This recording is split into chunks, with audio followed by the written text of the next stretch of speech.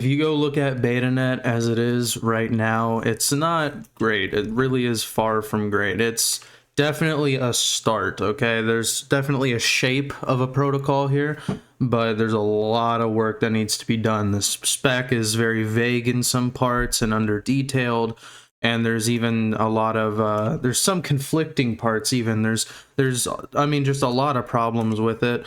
So we've been listening to your guys' feedback, because you got to think, whenever you're working on a massive project like Betanet, or even when we worked on Talon, when I was working on Talon, the first video I posted, right? I posted that video because I wanted your guys' feedback, because as you're working on a big project like this, it's very easy to get a sort of tunnel vision where you get really focused in, and I mean, everything makes sense to you, but then as soon as you get the fresh perspective from a bunch of other people around the world, it's, obviously they can point out things that you didn't see yourself, and you can go, oh yeah. So that's what Betanet has been as we've released it so far. That's the whole purpose of why we even released it in the state it's in now. A lot of people were asking, why did you release it now? Why didn't you wait until way later when it's much more developed and fleshed out? That's because we need your guys' help. I got a good start going, but I mean, we needed a lot of your guys' help to really keep this pushing and really flesh things out. Because, listen, I know a thing or two about computers, but I'm not some kind of super genius. There were some people in the comments going, "This dude's an absolute genius." I'm not a genius, okay? Like, I created an idea, and I proposed the idea publicly, and then I asked you guys for help, and you guys have really been helping us, helping me get it to come to life. So Betanet right now, again, is not great, but we have listened to your guys' feedback, and we've made a new proposed version, which is 1.2. Currently it's 1.1. We're proposing 1.2, which is a new version of the spec, and you can go read it for yourself. It's on the GitHub. So we actually made it as a pull request. So rather than making it a full release, we didn't actually release 1.2 just yet. This is a draft that's being proposed publicly by me. And you can go read it in the pull request, and people can discuss. So you can see here, this person actually gave a lot of good feedback, and I even responded to it down here and saying that we're going to work on that stuff. This is why we proposed it, because now this person's even, I haven't responded to this one yet, but this person's even pointing out some things that they have seen and everything else. This is really nice. I really appreciate all of you who have been helping us, flesh things out here. This new version of the spec is significantly better, a much, much, much greater, much better, more fleshed out version. Versus 1.1, I feel like it's really night and day difference. It's still not perfect though. There's still some problems with it. So you can see there's a table of contents now, and it's a lot easier to navigate. We fixed the usage of the word internet. We ditched any usage of the word internet in the spec because it was misused. Instead, it's an implementable replacement for the web layer, so HTTPS and DNS. That provides censorship resistance at the network level. You see, because a lot of people were really confused on what we meant by anti-censorship. It's a protocol. It is by design supposed to prevent network level censorship. So that's why we clarified it here, and we clarified the purpose of Betanet as a whole. And you can see there's a introduction. There's everything. I mean, this spec is much more fleshed out. You can see we're actually giving like examples and everything else down here. It's it's much better, and it's very detailed and very specific, as a spec should be, versus the 1.1 spec, which had a lot of vagueness to it and stuff. We got a lot of that fleshed out. That doesn't mean it's perfect, though. We did make all of these improvements so far. You can read those if you want, but there's still more to be done. Like this person actually, where is it? This person made some good examples. We really thought it would be a good idea to try to ensure backwards compatibility with 1.1 through a translation layer. And so we spent a lot of time coming up with a translation layer. But this person even said, like, it's too early in the project to set protocol for supporting older versions. Instead, reject misversion clients. Honestly, after reading that, I was kind of like, he's just kind of got a point. So we are going to get rid of that. And each type of the message emitted by the client and the server needs to be clearly separated. In this particular section, it uses noise protocol specific jargon. So we need to work on that to make it more specific. It's difficult to see the big picture from the spec. Each section needs a clear summary of the motivation behind the design. So we need to be specific on why did we do it this way, and why are we doing it at all, and how does it integrate with everything else. We need a rationale to be in each section of the spec. That is an extremely good idea. I even said this before, that we need that. In the current version of the 1.2 draft, we don't have that yet, but we absolutely are going to do that, because it's been a continued problem with Betanet, and it's actually part of what has led to some misinformation and stuff brewing as a result, is because you can go read the spec, but to be fair, we kind of just regurgitated, we kind of just spat out an entire spec and didn't elaborate, then left. Like, we need to actually explain. Like, imagine if a math teacher just gave you all the formulas and then walked away and expected you to know what all of them mean. Like, we need to actually explain how the formula works and everything like that. So that's a big problem with Betanet. I feel like the 1.2 spec explains things much better, but it's still not the best. Like, developers would have a bit of a hard time understanding completely. It can be overwhelming. It can be a big hurdle for potential developers. He makes a really good point. So there are, and even because one of the major big reasons why people dismissed Betanet so early, and why people just kind of like, why people kind of just immediately thought this was just nothing and then walked away at first, is, and the whole misinformation, everything brewed as a result of that, is because of the way we versioned Betanet. Yeah, the way we versioned Betanet is a big reason for why this is the case, because if something's very early in development, not yet ready for full-on implementation or something like that, then usually it's 0.1 or 0.2, or it always starts with 0. You don't get to the 1 at the beginning until it's the first full ready to go version. That was a bad decision on our part. In hindsight, that was a mistake. You see, we versioned it as 1.1 and 1.0 and stuff, when it actually should have been 0.1, 0.2. Now, and honestly, this should be 1.0. Whenever this eventually gets fully fleshed out and becomes final and is pushed as a full release, this should be 1.0.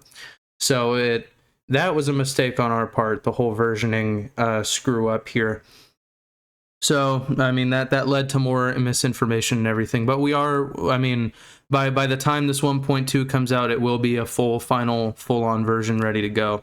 And we did even define better versioning inside of the draft here. So if you actually go read, we did taking its sweet time here, not reviewing changes. I want to go view the file. If you look at the versioning section, it version and compatibility right here. There we go. So major, minor, patch. This is the system we're going with. So you can see that and by the way, each of these, as it even says in the spec, these are individually versioned. So I feel like it's significantly cleaner. There's still more work to be done, which is why I'm making this video. I'm asking for your guys' help once again. We have listened to your guys' feedback. There's been a lot of shit flinging. There's been a lot of pointless just pointing and yelling shit, and a lot of just like dismissive or just plain insulting without any, or just a lot of misinformation too. With any project, though, that's going to be the case. If any of you guys watching this video were there back in the days of Talon, whenever Talon was our biggest project, you guys will remember that we struggled because a lot of people were just saying, oh, Talon's malware, oh, it's malware, or whatever. Like, people were even saying, people were spreading a lot of misinformation about Talon, and I think the big conversation topic there was that it was malware. So, honestly, with any big project like this, there's always going to be some kind of, discussion like that. It is what it is. Best thing we can do, and the approach that we're going to be taking from here, is we're just going to keep our heads down, keep working, keep chugging along, keep making this better, fully flesh it out. And the bounty system, which is visible on our website, needs work, okay? Because this is all you get as for a full description of the bounty. It's just some core deliverables and then a description. It's vague. It needs to be... It's too concise. It needs to be detailed, outlined exactly what we want, how we want it done, everything like that, which is another problem that people have pointed out, and I fully agree with that. The bounty system is early. The bounty system, honestly, we should have waited to even set up a whole bounty system like this. So we are going to keep the same bounty listings, but we're going to change the descriptions, core deliverables, and everything, and we are going to actually put it on our in the GitHub repository. So we are actually going to list them in a folder inside the GitHub repository. You can see each of the bounties. It'll be like a folder called bounties, and you can see each of the bounties. And then we will also have like a status at the top or bottom of the bounties, wherever it would be. And you can see if this bounty has been claimed or not, or, you know, how, whatever. You can see details about the people working on it, stuff like that. I want to really make the bounty system actually proper. And also because whenever you do it through GitHub, there's a whole commit history, so you actually can keep up. You can see what happens. You can see the history of changes or anything like that. So it's more transparent that way versus, you know, just a web page like this. And then also we're going to work on we're going to try to work on a better way to submit.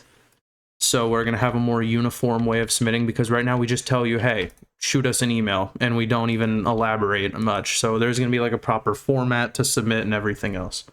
It's been a messy start, but to be fair, that's any good start's a messy start. Same thing with Talon. If you guys, Talon's start was super fucking messy. If you guys remember that shit, that was messy. The day it launched, literally, like, I think it was that night or the day after, our website went offline because we were using a free hosting provider that had a daily visitor limit, and we literally surpassed 50,000 visits in a single day.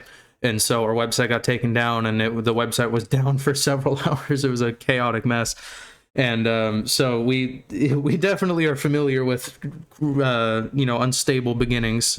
But to be fair, this was always going to be an unstable beginning. It's never the project like this. Listen, we're just, look, I'm a 17-year-old dipshit with way too much free time, and I know a thing or two about computers. Okay, when it comes to launching a gigantic project like this, like even whenever Some Ordinary Gamers covered Betanet, he even said, like, it's a big step up to go from a deep loader to an entire project like this. Yeah, that's right. That's true. I think we can do it, but it is going to be a messy start because we are not exactly professionals at this 100%. But that's why we are asking for your guys' help. That's the whole reason, actually, why we didn't just stick to ourselves, make this, and then release it fully. That's why we made the video, and why we are asking for the help of developers around the world to contribute and help point out what we're doing wrong. We started, and now we're like, hey, tell us what the fuck we're doing wrong, and then we'll fix it. That's been the entire idea behind Betanet so far. And so for all of you who have just been pointlessly dismissing this as, you know, just it's a scam, it's a whatever, no, it's been just a really rocky start, but that's what it's supposed to be.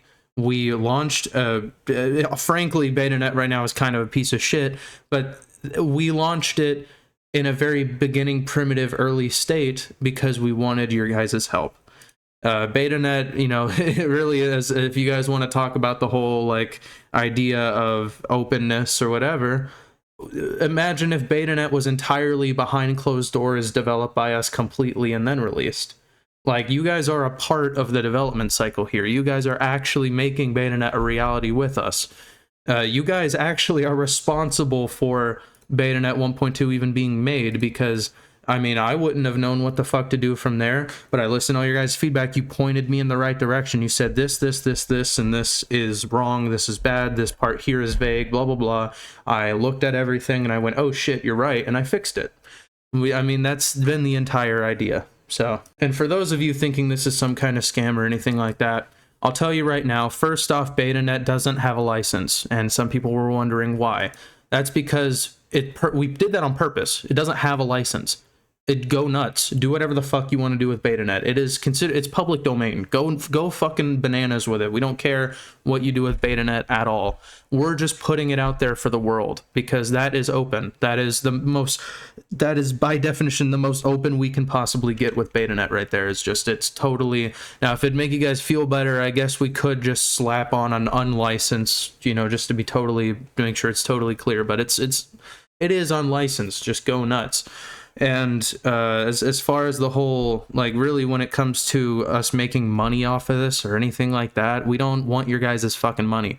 You guys may be wondering why the hell. I mean, if you guys want to donate, there's a donation page that we have. You can donate.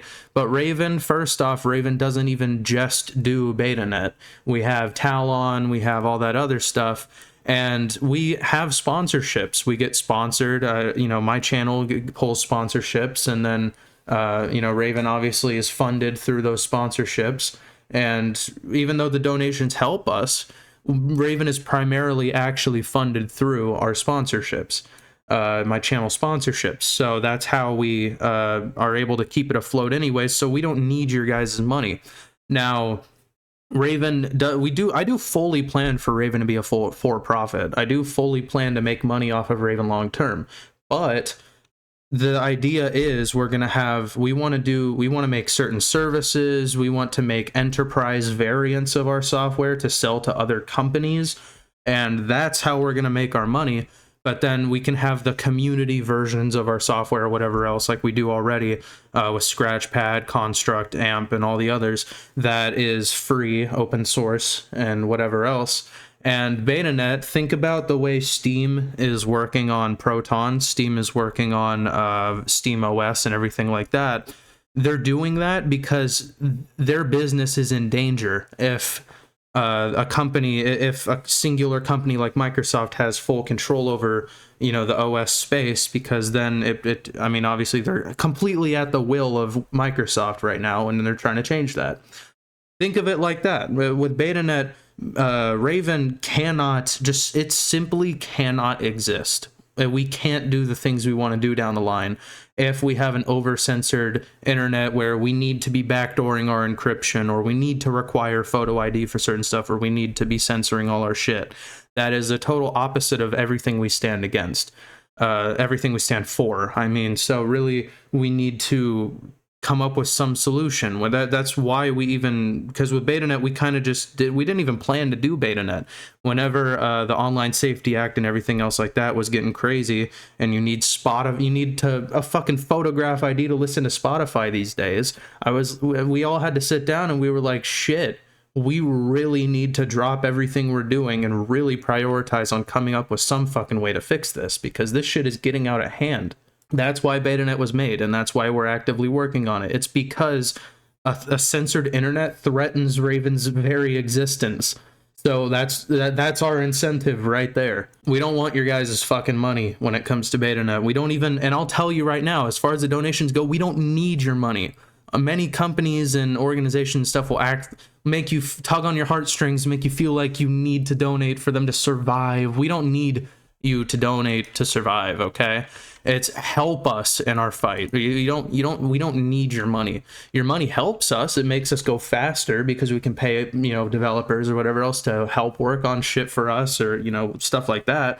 We can increase our manpower. We can afford to pay for more nicer things, but we're totally, if none of this money existed from the donations, we would be completely fine. We would still be totally operational. There's nothing wrong with having no money from the donations. We don't care. And then as far as the fundraised money goes, that because you guys remember that whole fundraiser that those people that this person did through Bags.fm for us, which was very nice. We didn't even ask them to do that. It was a whole community thing, not official, of course. I already explained that in the last video, but just in case if anyone didn't see that, it wasn't anything official. We didn't even ask them to do it, but they raised over $50,000 in USDC, its USD equivalent, which we're putting right back into the bounties.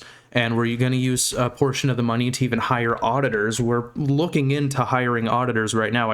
I'll tell you guys right now, straight up, I can't guarantee that we'll find auditors looking to actually inspect Betanet, but we are looking into it. We are really trying to find them, and if we can't find auditors or something like that, if we can't find like a professional full-on team or whatever, then we can just find individuals to hire to look at it. Like we'll find some people who like literally do this kind of shit for a living, and we can pay them to look into it. By the way, if you're anyone like that and you're interested, hit us up. But as far as the money goes, we're putting 100% of the money straight back into Raven and straight back into Betanet. We're going to put a few thousand aside to actually set Raven up as a proper LLC and get us fully going, so that we can actually keep Raven going, keep it fully sustainable, keep everything going, and actually start offering the services we want to offer, start offering the enterprise stuff that we want to offer. It would give us legal protection. We've already budgeted actually everything out, and we'd actually, if we set aside 5,000, I believe it was 5,170 something bucks, just going off memory, or something around that number. If we did that, it would cover our web hosting costs. It would cover legals. It would cover legal. It would cover like everything we would need for the next like 5 straight years. All the required stuff, the basics, the necessities for Raven, which I mean, if we had that out of the way and we had everything covered on that, if we had we were financially covered by then that would give us complete full, like all of our money could go straight into all the extra stuff, because a lot of our money goes into the bare basic foundational stuff right now, like just server hosting costs, everything like that. But if we had that money covered, then now we can put all of the rest of the money we have straight into everything else, which is what we're wanting to do and what we're trying to cover right now. So overall, just with the whole Betanet thing, to end this whole thing off, I mean, I appreciate everyone's support, all of you who have been supporting the project, and everyone who's provided some actual constructive criticism, everyone who's been actually looking at everything and providing some honest, straight up feedback. I really sincerely appreciate it. All of Raven does. The whole community, everyone really appreciates that. And if you want to contribute to Betanet, the best way you can contribute right now is go check out this pull request, read over Betanet, the 1.2 proposal. If you find any flaws, if you find any potential vulnerabilities, anything like that, go nuts. Any obviously AI generated bullshit though, we're just gonna ignore. we're just gonna straight up ignore you. If you just blatantly copy and paste straight from an AI and call it a day, we're just gonna tell you to go fuck yourself. So please, actually, like, anyone who actually knows what they're doing wants to take a look at this, the discussion is right here. And actually, the discussion mostly takes place in our Discord server. We have a tech nerdy chatter channel in the Discord server. If you really want to contribute and you want to have a discussion about Betanet with other people and really talk to me directly, because the most real-time way to talk to me is join the Discord server. I talk actively in the Discord server. I'm a very active yapper in the Discord server. I talk a lot. So if you really want to just speak to me directly and we can just discuss and go back and forth and talk about Betanet and talk about ideas, then let's do that. You join the Discord server. The link's always in my description. I'm gonna leave you all with this really well made post by VX Underground that really captures and explains why are you doing Raven, why are you even doing any of this in the first place. So a lot of people think that the EFF is woke and leftist and all that. I mean, okay, well, we're trying to do something. If you don't like the EFF, then do something else. Do something, literally anything. If you genuinely care about privacy, your anonymity, and your rights as a free-willed human being online, then do something. If there's an alternative to the EFF that you believe is non-woke, please donate to them. If you think the EFF or any other nonprofit related to digital privacy is woke, then call your local representative. At least try to do something. Alternatively, let the government invade your privacy. Let the government control what you can and cannot see. Let the government determine what's good and not. Let the government think for you. Want to visit Reddit? You need your government ID. YouTube, Spotify, anything, a game that they may be violent. You want some software on your computer, pornography, Wikipedia, Discord, search engine, you need your ID. The government knows what you listen to, everything that you do, basically. This is all important information under the Online Safety Act. The government needs to know all these things to keep you safe. Don't worry, though. The government has your best interests in mind, so they'll decide what's safe and isn't safe. It isn't about woke culture. It isn't about being gay, straight, white, black, tall, skinny, Christian, atheist, Muslim, European, Russian, Chinese, anything like that. It's all bullshit. Because it's really just a distractive. Look past the fucking cognitive fog, okay? When it comes to privacy and security, that's a fundamental right that every human being deserves, especially when it comes to your digital privacy and your digital safety and security. So if you see something happening, if you see the government mass censoring the internet, taking away your fundamental rights, stripping you of your literal human rights, do something about it. And if you don't like Raven doing it, then do something. If you don't like the EFF doing it, then do something. If you don't, I mean, if you like Raven, then support us. You don't even have to support us financially. Literally spreading the word is by far probably the most helpful thing you could ever do for Raven. And if it's the EFF, donate or whatever they tell you to do. But we have to at least try, okay? And that's all that we're doing with Betanet. That's all that we're doing with Raven in general. We're trying. To all of you who have just wrote us off as a scam or believe that the Betanet's a joke of a project or that it's mismanaged or anything like that, I have only one thing to say to you. Then do something about it. That's about it. See ya.